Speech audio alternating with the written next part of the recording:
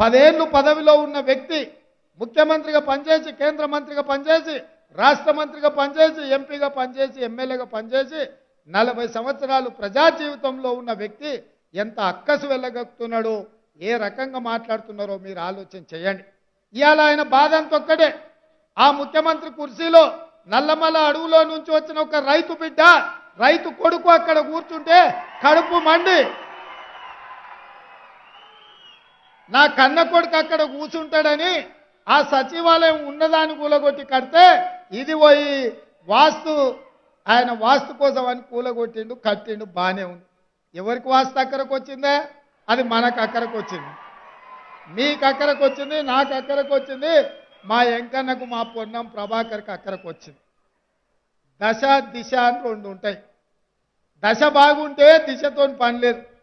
నీ దశ గుడిసేటది కాబట్టే నువ్వు పోయి ఫామ్ హౌస్లో పడ్డావయ్యా. ఇప్పటికన్నా అర్థం చేసుకో. ప్రజలు నీ నుంచి ఏం ఆశించిండ్రు? ప్రజలకు నువ్వేం ద్రోహం చేసినావు? ఇవాళ ప్రజలు ఏం మార్పు కోరుకున్నారు? ఇవాళ నిరుద్యోగ యువకులు వాళ్ళ జీవితాలతో మార్పుతో పాటు తెలంగాణ రాష్ట్రంలో పాలకుల మార్పు జరగాలని ఇవాళ ప్రజా ప్రభుత్వాన్ని ఇచ్చిండ్రు. ఇవాళ మేము వచ్చి కూర్చున్నామో లేదో, సర్దుకున్నామో లేదో, ఎక్కడ కుండ ఉందో, ఎక్కడ గిన్నె ఉందో, ఎక్కడ పొయ్యి ఉందో వంటొందామనే లోపలనే మీరు వండలేదు, మీరు ఉపాసం మానబెడుతున్నారని మా మీద ప్రచారం చేస్తున్నాడు. నేను ఒక్కటే మీకు చెప్పదలుచుకున్నా, 3650 రోజులు అధికారంలో ఉన్నాయన నువ్వు వీళ్ళకి ఎందుకు ఉద్యోగ నియామకాలు ఇవ్వలేదు? 70 రోజుల్లో మేము ఇచ్చినాం కదా.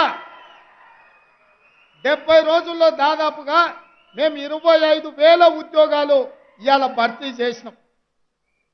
స్టాఫ్ నర్సులు కావచ్చు, సింగరేణి కార్మికులు కావచ్చు, పోలీసులు కావచ్చు, ఇవాళ గురుకుల టీచర్లు కావచ్చు, దాదాపుగా 25,000 ఉద్యోగాలు మేము వచ్చిన 70 రోజుల్లోనే నియామకాలు చేపట్టినాం.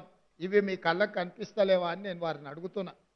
అందుకే ఇవాళ మీరు ఏడ్చినా, పెడబొబ్బలు పెట్టినా, మీరు కాళ్ళు చేతులు ఇరగొట్టుకున్నా, లేకపోతే అమరవీరుల స్తూపం దగ్గర మీ మెడకు ఉరితాడు కట్టుకొని ఏలాడబడ్డా ప్రజలు మీ పట్ల సానుభూతి చూపించారు.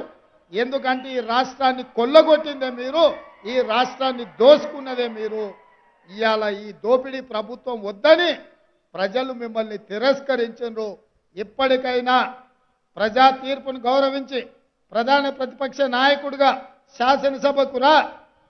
ఈ నియామకాలకు ఉద్యోగ అవకాశాలు వచ్చిన ఈ విద్యార్థులను అభినందించు, ఈ గురుకుల పాఠశాల ఉపాధ్యాయులను అభినందించు.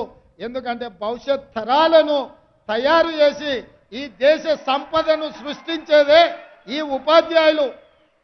గత ప్రభుత్వం విద్య మీద ఖర్చు పెట్టింది 6%.